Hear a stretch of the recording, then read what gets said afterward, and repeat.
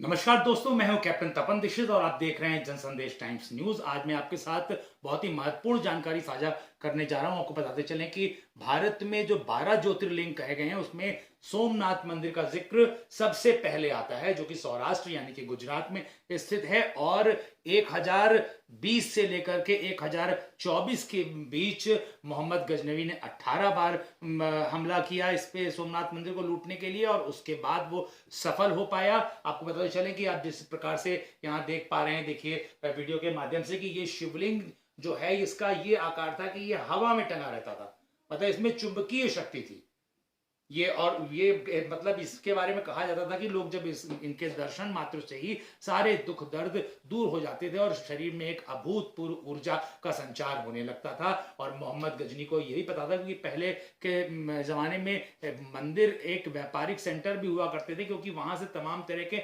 व्यवसाय भी होते थे और वहां पे खजाने भी बड़े बड़े होते थे, क्योंकि लोग तमाम तरह के दान दक्षिणा वहां पे करते थे, जिसका संग्रह वहां पे किया जाता था। और इसकी जानकारी मोहम्मद गजनी को थी और उसने सोमनाथ मंदिर को लूटने के लिए 18 बार आक्रमण किया और अंततः वो सफल हो गया। और उसके बाद उसने मंदिर की दीवारें तोड़ दी, शिवलिंग को छिन्न भिन्न कर दिया और यहाँ का सारा सोना जेवरात लूट करके वो ले गया। और लेकिन उसके बाद वहां पे कुछ ऐसे ब्राह्मण थे, ऐसे पुजारी वहां पे मौजूद थे, अग्नोत्री ब्राह्मण, जिन्होंने जो भगवान शिव का विग्रह था उस विग्रह को उन्होंने संरक्षित कर लिया और उसको लेके वो चुपचाप दक्षिण भारत चले गए।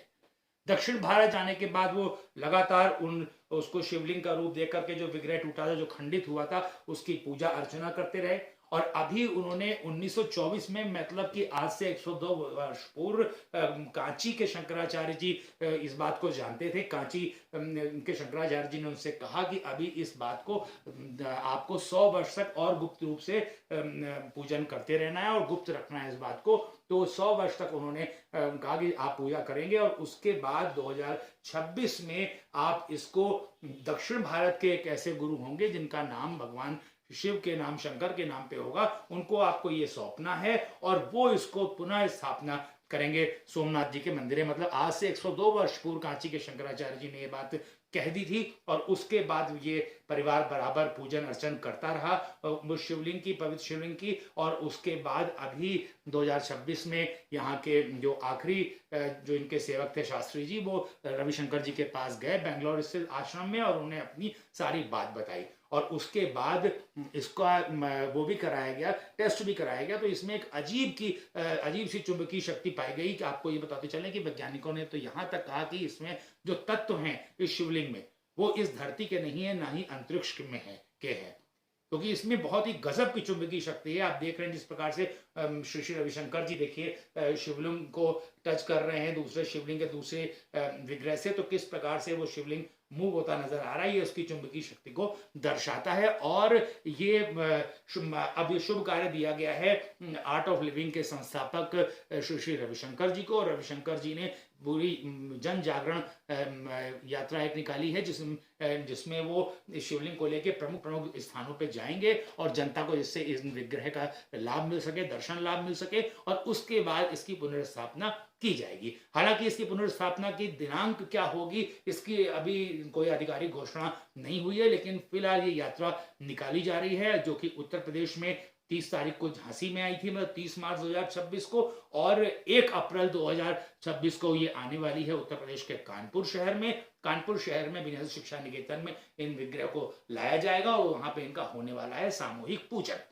और पूजन होने के बाद यात्रा आगे जाएगी, जिसमें ये आगरा जाएगी, फिर वृंदावन जाएगी, मथुरा के वृंदावन जाएगी, उसके बाद गजरौला जाएगी, उसके बाद वाराणसी, प्रयागराज, वाराणसी, इस तरीके से प्रमुख स्थानों में होते हुए ये आगे सौराष्ट्र की तरफ बढ़ेगी। अब इसमें अपार भीड़ जुटने की संभावना है, क्योंकि लोगों की इसमें तमाम मतलब बड़ी श्रद्धा है और श्रद्धा होनी भी चाहिए, क्योंकि सनातनियों का देश है। और वहाँ के प्रमुख ज्योतिर्लिंगों में से आप जब 12 ज्योतिर्लिंगों की बात करते हैं तो सबसे पहले नाम आता है बाबा सोमनाथ का। कहते हैं ना, सौराष्ट्रे सोमनाथम च श्रीशीले मल्लिकार्जुनम उज्जयिन्ना महाकाल मोंकारम ममलेश्वरम परल्याम वैद्यनाथम च डांकियाम भीमशंकरम सेतुबंधे तु रामेशम नागेशम दरुकावहे वाराणस्याम तो विश्वेशम त्रयंबकम गौतमी जटे हिमालय तो केदारम घुष्मेशम च शिवालय। एतानि ज्योतिर्लिंगानि सायं प्रातः पठेन्नरः सप्त जन्म कृतं पापम स्मरणेन विनश्यति।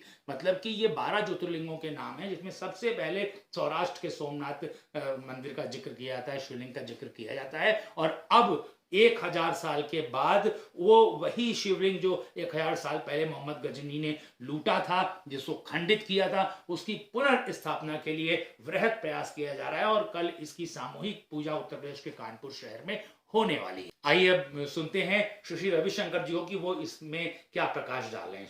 ये वो शिला है, इसमें अयस्कांत है, जैसे ऐसा लग रहा है कि मैग्नेट है हाथ में। 1000 साल पहले जब सोमनाथ मंदिर को तोड़ा गया था, गजनी मोहम्मद ने 18 बार आके वहां प्रहार किया, आखिरी बार उन्होंने तोड़ा। शिवलिंग को तोड़ने के बाद उस पत्थर को कुछ अग्निहोत्री लोग, कुछ संत लोग लेके चले आ गए उसके टुकड़े को। वो पत्थर जो है वो वहां का शिवलिंग वो जमीन में नहीं था, वो हवा में रहता था। वो शिवलिंग की टुकड़ों को लेके वो दक्षिण भारत में आ गए, उसको शिवलिंग रूप दे दिया, उससे पूजा करते रहे।